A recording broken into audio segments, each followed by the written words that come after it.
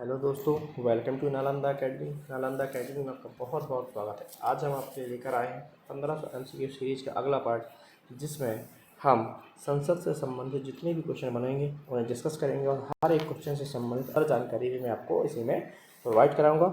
और दोस्तों, यदि आपने अब तक हमारा चैनल सब्सक्राइब नहीं किया है तो इसे सब्सक्राइब कर दें और साथ ही इसका बेल आइकन दबा दें, ताकि कोई भी न्यू वीडियो जब इसमें डाली जाए सबसे पहले आपको उसका नोटिफिकेशन मिल सके और आपसे कोई भी वीडियो मिस ना होने पाए।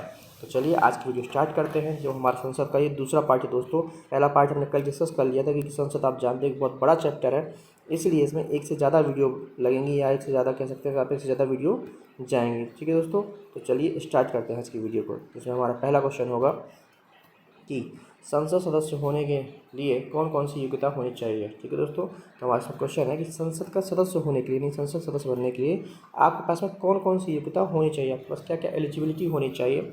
इसमें आपके ऑप्शन है, वह भारत का नागरिक होना चाहिए, बिल्कुल भारत का नागरिक होना चाहिए।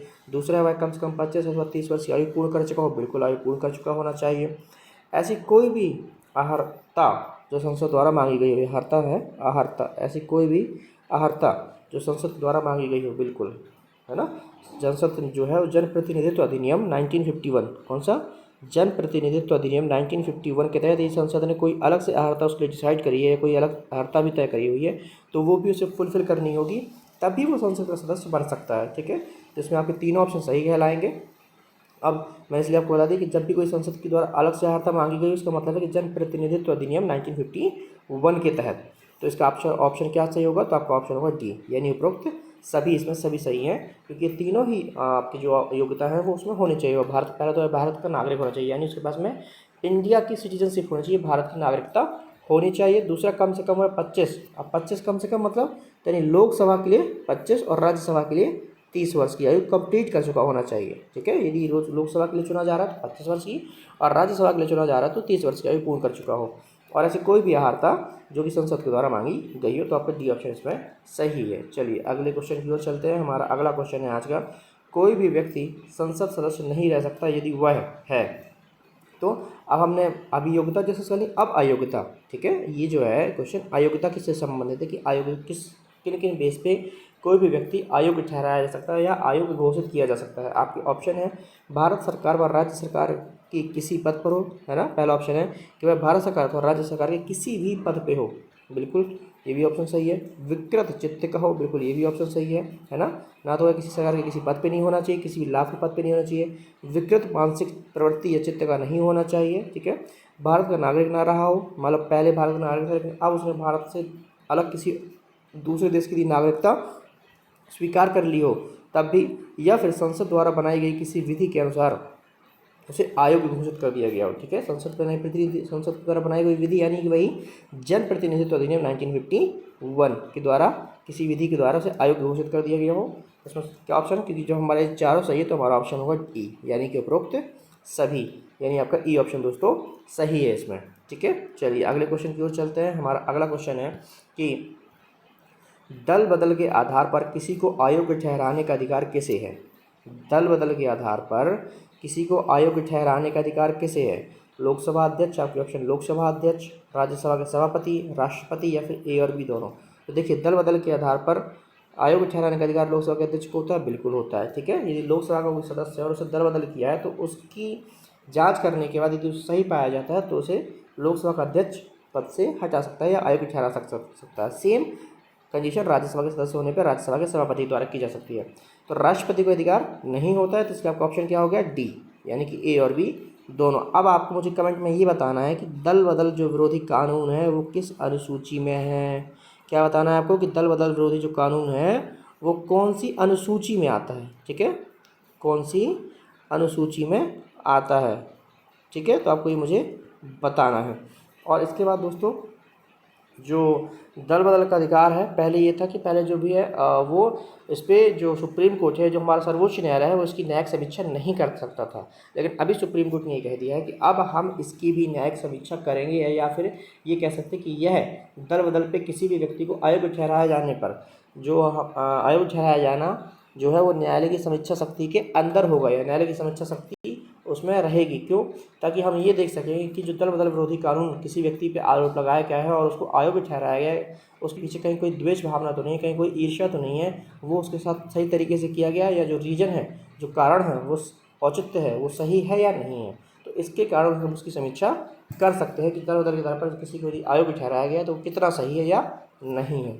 ठीक है, तो याद रखिएगा कि इसकी न्यायिक समीक्षा यानी जुडिशियल रिव्यू, क्या जुडिशियल रिव्यू या न्यायिक समीक्षा सुप्रीम कोर्ट के द्वारा इसकी की जा सकती है। ठीक है, चलिए अगला क्वेश्चन देखते हैं। हमारा अगला क्वेश्चन है कि यदि कोई सदस्य बिना अनुमति के सदन की बैठक में अनुपस्थित रहता है, ठीक है, ऐसा कोई भी सदस्य जो सदन को बिना बताए उसकी बैठक में अनुपस्थित रहता है, तो कितने दिन की सदस्यता उसकी, कितने दिनों में उसकी सदस्यता समाप्त हो जाएगी। क्वेश्चन कह रहा है कि ऐसा कोई भी सदस्य जिसने संसद को नहीं बताया कि हम नहीं आएंगे कुछ दिनों तक, तो कितने दिन तक कंटिन्यूसली नहीं आने पर बिना सूचित किए उसकी सदस्यता समाप्त हो जाती है। आपके ऑप्शन है 45 दिन, 50 दिन, 60 दिन या फिर 90 दिन। तो दोस्तों इसमें आपका सही ऑप्शन है सी, यानी 60 दिन। 60 दिन तक यदि कोई सदस्य बिना बताए अनुपस्थित रहता है तो उसकी सदस्यता क्या होती है? समाप्त हो जाती है। क्या हो जाती है? सदस्यता समाप्त हो जाती है। ठीक है, तो यहाँ भी आप कह सकते हो कि इसकी सदस्यता 60 दिन के अंदर यदि कोई बिना बताए रहता है तो उसकी सदस्यता हो जाती है समाप्त। तो आपका सी ऑप्शन सही है। चलिए अगले क्वेश्चन की ओर चलते हैं। हमारा अगला क्वेश्चन है कि संसद सदस्यों को शपथ कौन दिलवाता है।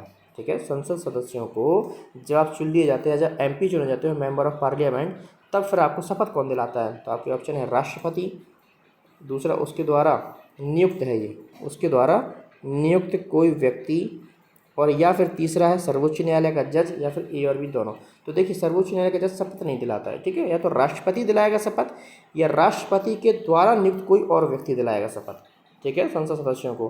तो इसमें आपका ऑप्शन कौन सा सही होगा? तो इसमें आपका ऑप्शन सही होगा डी, यानी ए और बी दोनों में से कोई भी शपथ दिला सकता है। होता क्या है देखिए कि राष्ट्रपति क्या कहते हैं, जब संसद सदस्य चुन लिए जाते हैं तो जो पहले दिन जब ये संसद में आते हैं, यानी लोकसभा और राज्यसभा के सदन में बैठते हैं, तो राष्ट्रपति क्या करता है, राष्ट्रपति किसी भी एक सदस्य को शपथ दिला देता है। ठीक है, और उस सदस्य को क्या कहा जाता है? उसी सदस्य को कहा जाता है अस्थायी सदस्य या फिर प्रोटेम स्पीकर।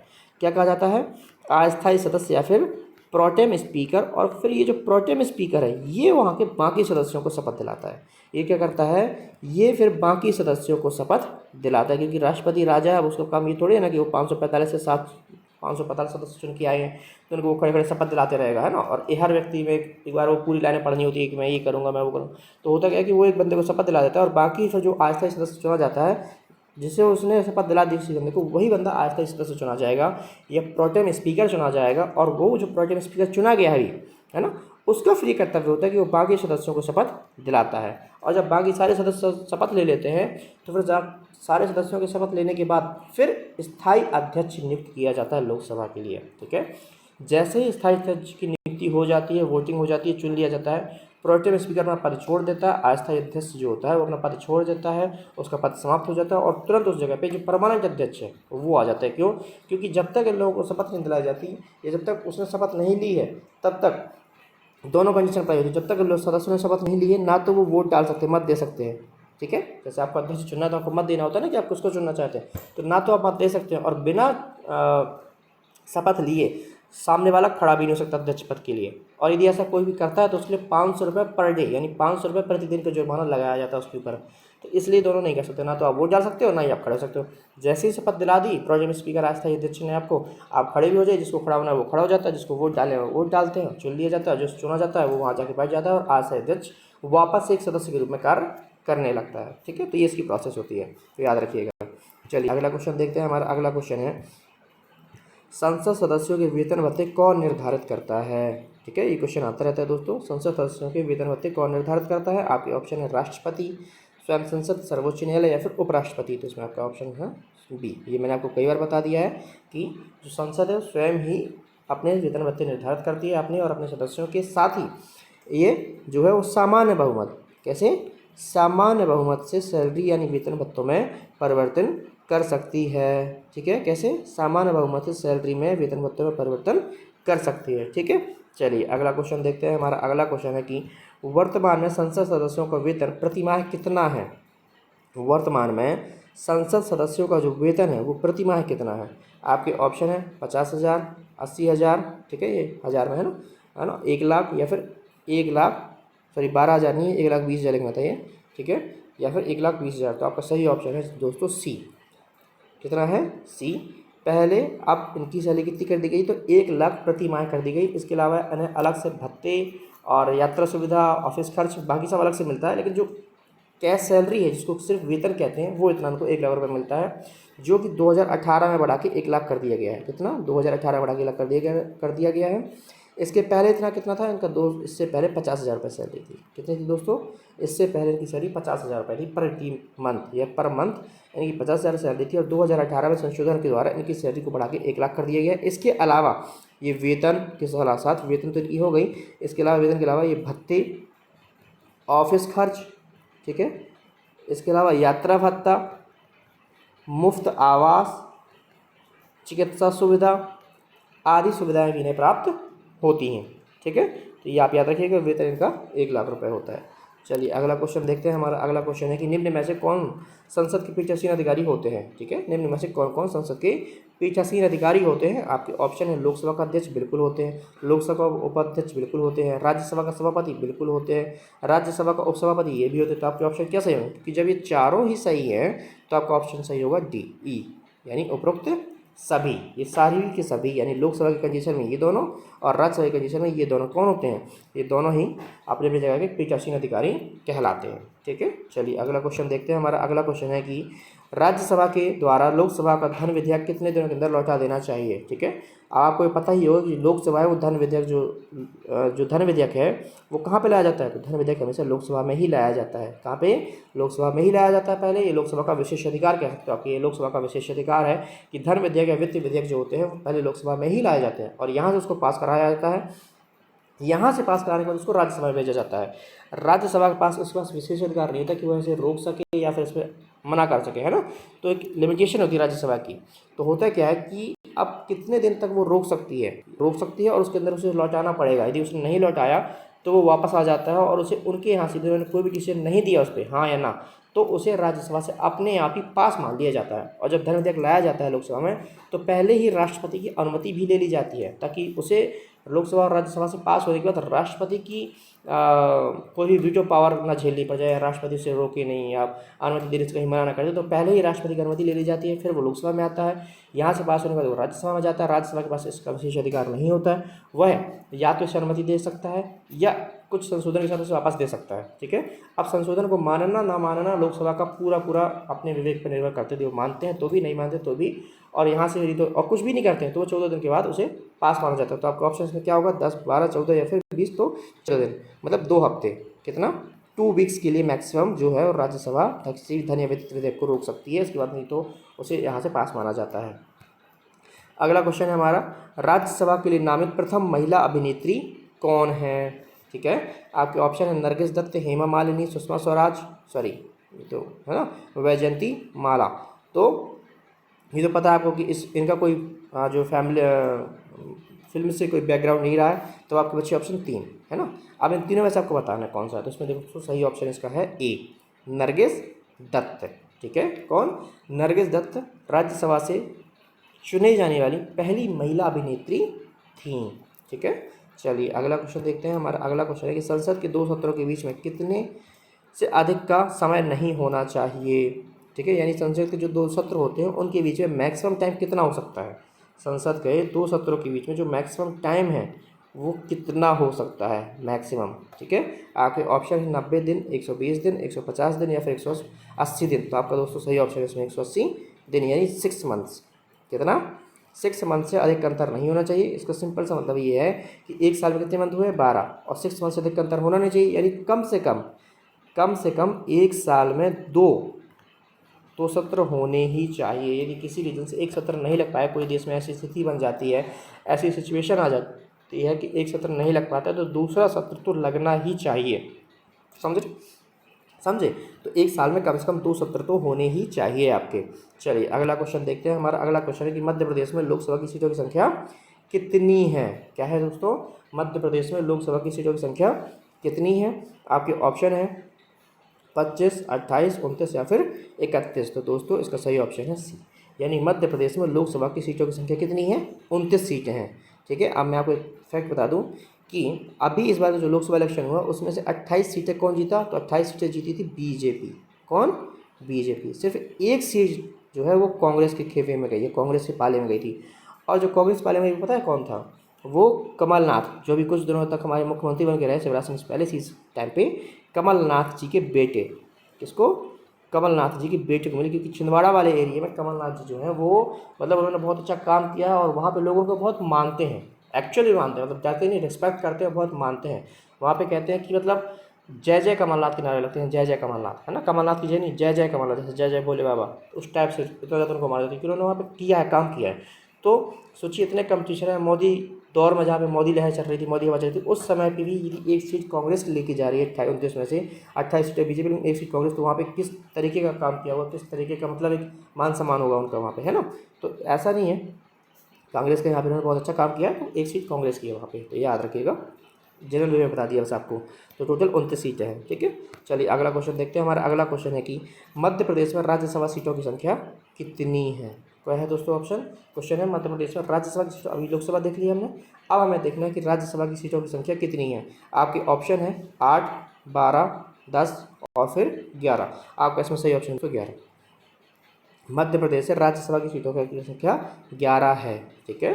तो अब यूपी में आपको बता ही चुका कल कितनी है, यूपी में 31, ठीक है, यूपी में कितनी है 31 और मध्य प्रदेश में 11 सीटें हैं। जो जनसंख्या के बेस पे आपको पता ही है ना कि किस बेस पे होता है इनका निर्धारण, तो इनका जो सीटों का निर्धारण है वो जनसंख्या के बेस पे किया जाता है कि किस प्रदेश से कितनी है। अब हमारे यहाँ पे क्या है कि हमारे यहाँ क्वालिटी की बात है, लेकिन ऐसी क्वालिटी है जैसे अमेरिका में क्या होता है कि अमेरिका में सभी राज्यों को बराबर प्रतिनिधित्व दिया गया है, यानी आपकी जनसंख्या कितनी भी हो आपकी जनसंख्या, क्योंकि अमेरिका में 50 स्टेट है तो हर स्टेट से 2 बंदे लिए जाते हैं, यानी हर स्टेट से जो उसका अपर हाउस है सीनेट, वहाँ पे 2 बंदे ले जाएंगे, तो टोटल कितने सदस्य हो गए 100। लेकिन हमने ऐसा नहीं किया है, हमारे यहाँ पे जो बड़ा राज्य, क्योंकि ऐसे में क्या होता है जो सिक्किम है, त्रिपुरा है, मिजोरम है, जिनमें बिल्कुल कम जनसंख्या है ना, जितनी टोटल उनकी पूरे स्टेट की जनसंख्या है उतना तो अपने यहाँ पे किसी एक ज़िले में हो जाती है, यूपी के किसी एक ज़िले में जनसंख्या हो जाती है, तो उनके साथ भेदभाव ना हो इस कारण से यहाँ पे जो आपको अधिकार दिया गया है वो आपकी जनसंख्या के बेस पे दिया गया कि जिसकी जनसंख्या जितनी होगी उसको उतना ही प्रतिनिधित्व या रिप्रेजेंटेशन दिया जाएगा राज्यसभा में। तो इसलिए सबसे ज़्यादा जनसंख्या किसकी, यूपी की, तो यूपी को 31 सीटें दी गई, जबकि वहीं कई सारे राज्य ऐसे हैं जैसे कि सिक्किम, मिजोरम, नागालैंड, त्रिपुरा, इनको सिर्फ 1 सीट ही दी गई है, ठीक है, इनको सिर्फ 1 सीट ही दी गई है। तो यहाँ पर बराबर मतलब इक्वालिटी को देखा गया, लेकिन ये देखा गया कि उनके साथ भेदभाव भी ना हो, और इसलिए जिसकी जितनी जनसंख्या उसको उतना प्रतिनिधित्व भी यहाँ पे दिया गया, ना कि अमेरिका के जैसे कि इक्वल सबके बराबर दी थी कि आपकी जनसंख्या से कोई मैटर नहीं करता वहाँ पे। तो हमारे यहाँ हमने इस चीज़ को अपनाया है, ठीक है। चलिए अगला क्वेश्चन देखते हैं। हमारा अगला क्वेश्चन है कि निम्न में से कौन सी लोकसभा ने सबसे लंबे समय तक कार्य किया। ये क्वेश्चन कई बार दोस्तों आ जाता है, ठीक है, तो आपको ये पता होना चाहिए कि निम्न में से कौन सी लोकसभा ने सबसे लंबे समय तक कार्य किया। आपके ऑप्शन है चौथी, 5वीं, 6वीं और फिर 7वीं। दोस्तों इसका सही ऑप्शन है 5वीं लोकसभा ने सबसे लंबे समय तक कार्य किया, ठीक है।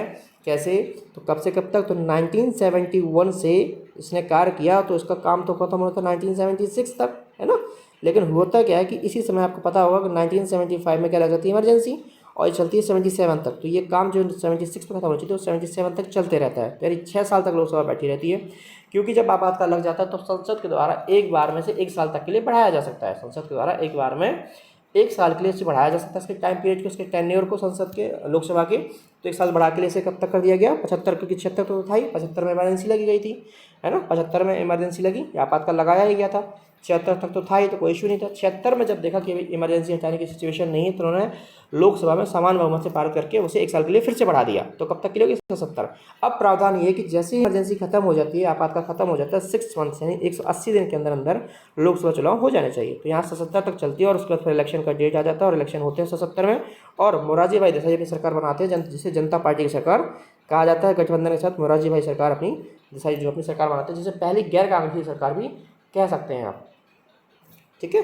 तो चलिए आपका ये ऑप्शन हो गया, आपका इसमें बी। तो 6 साल तक की ये चलती है, 6 साल की सबसे लंबी लोकसभा ये थी, 5वीं लोकसभा 6 साल चलती है, 71 से 76 तक। चलिए अगला क्वेश्चन देखते हैं। हमारा अगला क्वेश्चन है कि 1 साल के अंदर लोकसभा की अधिकतम कितने सत्र बुलाए जा सकते हैं, मतलब 1 साल के अंदर लोकसभा के अधिकतम कितने सत्र बुलाए जा सकते हैं। मैंने अभी आपको बताया था पीछे ही, आपके ऑप्शन है 2, 3, 4 या फिर 1। तो मैक्सिमम अधिकतम से अधिकतम 3 सदस्य जो हैं वो बुलाया जा सकते हैं सत्र। कैसे, देखिए 3 सत्र कौन कौन से होते हैं मैं आपको बता चुका हूँ। मानसून सत्र, ठीक है, शीत सत्र यानी जिसे विंटर सत्र कहते हैं, या फिर बजट, ठीक है, मानसून विंटर बजट। तो ऐसे 3 सत्र होते हैं, जैसे एक मानसून सत्र जो जुलाई अगस्त में चलता है, अगर जुलाई अगस्त सितंबर में चलता है। एक होता है विंटर जो कि दिसंबर जनवरी में चलता है, ठीक है, और नवंबर दिसंबर में चलता है, सॉरी। और एक होता है बजट जो कि फरवरी में स्टार्ट हो जाता है, फर्स्ट वीक ऑफ फरवरी से स्टार्ट हो जाता है, और ये चलता है बजट सेशन जो बच्चे में बजट आता है, ठीक है। तो ऐसे 3 साल एक साल में चल सकते हैं मैक्सिमम। चलिए, इसमें आपका बी ऑप्शन सही हो गया। अगला क्वेश्चन देखते हैं। हमारा अगला क्वेश्चन है कि क्षेत्रफल के आधार पर लोकसभा का सबसे बड़ा निर्वाचन क्षेत्र कौन सा है, ठीक है दोस्तों। क्षेत्रफल के आधार पर लोकसभा का सबसे बड़ा निर्वाचन क्षेत्र कौन सा है, तो दोस्तों इसका सही ऑप्शन है आपका ए, लद्दाख। कौन सा है, ए, लद्दाख। अब जब मैंने कहा कि क्षेत्रफल के आधार पर, तो क्षेत्रफल के आधार पर सबसे बड़ा आपका कॉन्स्टिट्यूशनल एरिया जो है, जो आपका निर्वाचन क्षेत्र है, वो है लद्दाख। लेकिन यही मैं क्वेश्चन कर देता, ये हटा के क्षेत्रफल के आधार पर हटा देता, सीधे सीधे कर देता कि लोकसभा का सबसे बड़ा निर्वाचन क्षेत्र कौन सा है। मान लीजिए क्षेत्रफल नहीं पूछा गया, सिर्फ लोकसभा का सबसे बड़ा निर्वाचन क्षेत्र कौन सा है, तब फिर आपको ऑप्शन करना था डी, मलकागिरी। कौन सा, डी, मलकागिरी, क्योंकि यहाँ पे सबसे ज़्यादा पॉपुलेशन है, 29 लाख प्लस लोग हैं यहाँ पे। कितने, 29 लाख प्लस लोग हैं, मतदाता जिसको आप बोल सकते हो, 29 लाख प्लस मतदाता है इस राज्य में। तो इस बेस पे सबसे बड़ा जो निर्वाचन क्षेत्र, राज्य कहते हैं एक निर्वाचन क्षेत्र, एक कॉन्स्टिट्यूंसी की बात कर रहे हैं, तो सबसे बड़ा निर्वाचन क्षेत्र मलकागिरी है, ठीक है। जनसंख्या की बेस पे आप देखोगे तो मलकागिरी आएगा, ठीक है। और वैसे आप देखेंगे एरिया के वाइज, क्षेत्रफल वाइज, तो लद्दाख आएगा, ठीक है। इसमें आपको मैंने दोनों चीज़ें बता दी, मलकागिरी भी, यदि आप वैसे देखते हो तो मलकागिरी, और एरिया वाइज देखते हो तो लद्दाख। अब सबसे बड़ा यदि मलकागिरी इसमें, तो सबसे छोटा कौन सा है भाई जनसंख्या के बेस पे, तो सबसे छोटा जो जनसंख्या के बेस पे वो है लक्षद्वीप, हमारा जो आइलैंड है ना, लक्षद्वीप है ना, लक्षद्वीप समूह। तो लक्षद्वीप सबसे छोटा है, यहाँ पे सबसे कम जनसंख्या है एक कॉन्स्टिट्यूंसी के अंदर, 7 लाख के आसपास शायद है कुछ, है ना। तो इसकी 29 लाख और इसकी सबसे कम 7 लाख, क्योंकि 10 लाख पे एक सीट निर्धारित की जाती है हमारे जनरली, 10 लाख पे एक सीट है ना, तो यहाँ पे 7 लाख के आसपास जनसंख्या है। चलिए, ठीक है। तो क्षेत्रफल के आधार पर लद्दाख और जनसंख्या के आधार पर मलकागिरी सबसे बड़ा, छोटा सबसे लक्षद्वीप। अगला क्वेश्चन देखते हैं। हमारा अगला क्वेश्चन है कि लोकसभा की पहली बैठक कब हुई थी। आपके ऑप्शन है 12 मई, 13 मई, 12 जून, 13 जून। तो उसमें आपको पता ही होगा सबसे पहली बैठक कौन हुई थी, तो हमारे अप्रैल में इलेक्शन हो गए थे इसके, अप्रैल में इसके इलेक्शन हुए थे, और पहली बैठक हुई थी मई में। तो मई में कब हुई थी, तो 12 मई, 12 मई 1952 को लोकसभा की पहली बैठक हुई थी। जो निर्वाचित लोकसभा थी, जो इलेक्शन के बाद चुनकर आई थी, उसकी पहली बैठक कब हुई, 12 मई 1952 को हुई थी।